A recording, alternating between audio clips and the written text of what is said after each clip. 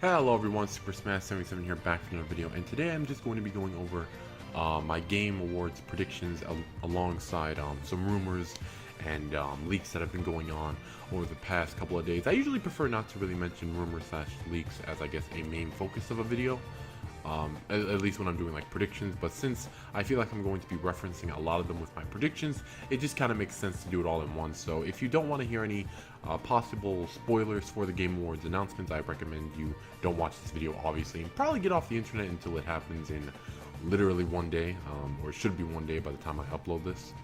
But yeah, without further ado, let's just get right into it. Starting off with the leaks and rumors. There is a rumor saying that Crash Tag Team Racing is going to get a remake similar to the Spyro and original Crash games. And I assume it's going to be on all current gen platforms, you know, PS4, Xbox One, PC, Switch. Yeah, you know, that's pretty cool. I'm personally a pretty big Crash fan. I absolutely loved it that they remade the original games, and I'm really happy with the Spyro remake as well, although I'm not happy that a lot of it is not on disc, but it is what it is. Only thing is, with this, I'm not really too hyped personally, just because I never really got into the Crash racing games too much. As far as kart racers, the only one I've ever really liked outside of Mario Kart are the Sonic ones. Not really the earlier ones, but the later ones like Sonic Transformed Racing and stuff like that. And I'm looking forward to the new one, but you know, if they remake this and make it really good, I could see myself playing it prolonged. But you know, it is a remake, so they would be remaking I assume the original ones that are on like the PlayStation 1. And you know, like I said, it just depends on how far they're going to remake it, because I feel like a lot of older racing games, or kart racers anyway, just don't hold up that well today. But I don't know, that's just me. I know a lot of people are excited for this, but I'm personally just, you know, kind of neutral on it, despite being a pretty big Crash fan. I will say I did like the PS2 racing game, so I don't know. But anyway, I spent a lot of time on that. Moving along, there's also a rumor / like price listing on some foreign website saying that the Metroid Prime trilogy, which previously released on the Wii and the Wii U by extension because they like ported the Wii version onto the eShop for the Wii U, that will be making its way to Switch, which just really isn't surprising at all. I mean, I think this was kind of inevitable.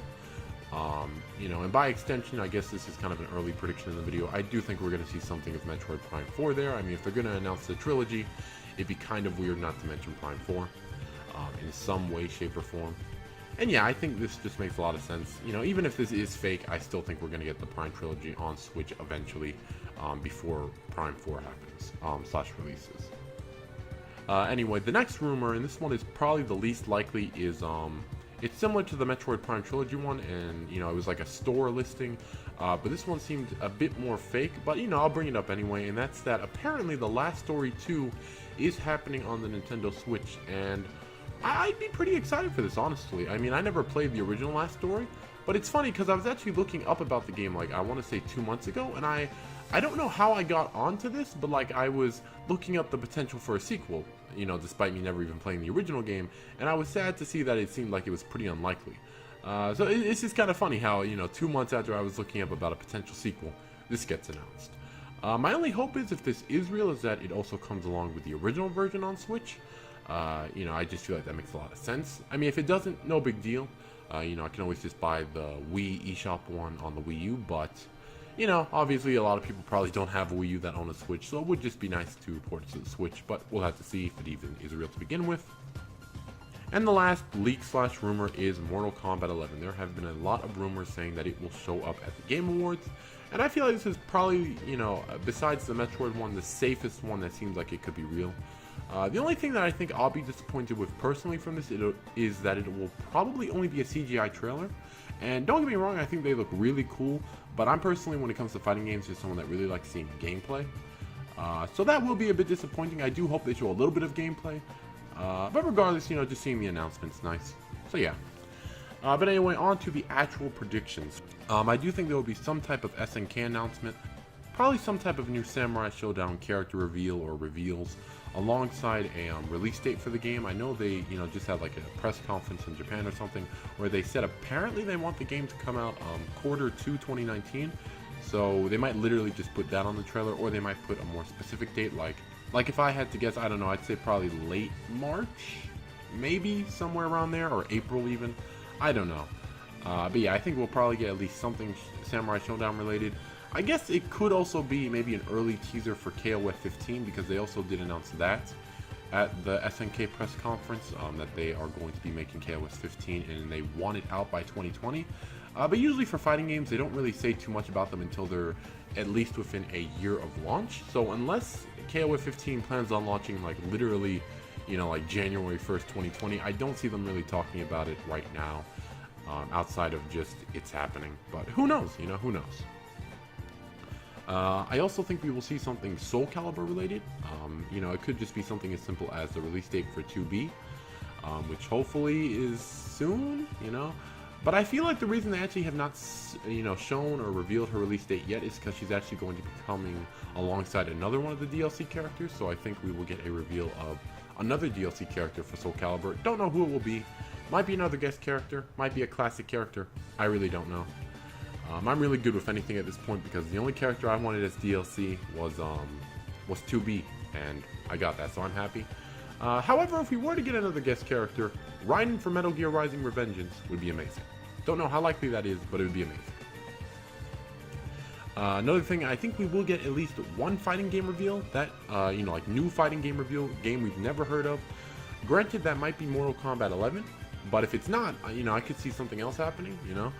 What that game will be, who knows, but I just have a feeling we will see another fighting game reveal of some type. A completely new one, just like how we saw the reveal of Soul Calibur 6 at last year's Game Awards. And for my final prediction, I do think we will see a Super Smash Bros. Reveal at the Game Awards. Now granted, I don't think it's a super likely thing to happen, like I would put it at like 51% currently. But I think there is a very good possibility that we could see a DLC character at the Game Awards. You know, the real question would just be what character. And I think it would probably be the rumored Square Enix character, and I guess that brings up another question is, who is the rumored Square Enix character? And we still don't know. You know, there's a ton of options. It could be Sora from Kingdom Hearts, or Neku from The World Ends With You, a Dragon Quest character, Geno from Super Mario RPG, or even an Octopath Traveler character, which I feel like nobody ever really mentions or brings up. Or even, I was kind of thinking about this concept in my head. So basically, in Octopath Traveler, you know, there's like 8 different playable characters, but for the most part, outside of like a very few pool of moves, all the characters can learn the same like moves and abilities. So I think it'd be kind of cool if they made like a moveset, you know, taking like all the abilities in the game and just making it into one moveset, and then each of the 8 alts for the character would be all the different travelers. And they would be kind of be like Mr. Game & Watch, where rather than them be like, you know, 3D model looking, they'd be like their sprites from the game, you know? I just thought that'd be a really cool concept to include all 8 travelers into one character, as opposed to having to just pick one. However, if they do just pick one, you know, Tressa, obviously. But yeah, you know, I just thought that'd be a really cool concept. Really, I'd be fine with pretty much any Square Enix character I just listed. Admittedly, though, I'd probably want Geno the least, since I just have, you know, I don't really have much of a connection to him. You know, I've played a good chunk of Super Mario RPG, but I don't know, like, I don't dislike him by any means, but he just doesn't do anything for me. And yeah, so those are my predictions for the Game Awards. You know, tell me down in the comments below what you think we will see at the Game Awards, or what you hope you will see at the Game Awards. And I've been Super Smash 77. I'll see you next one. Over now.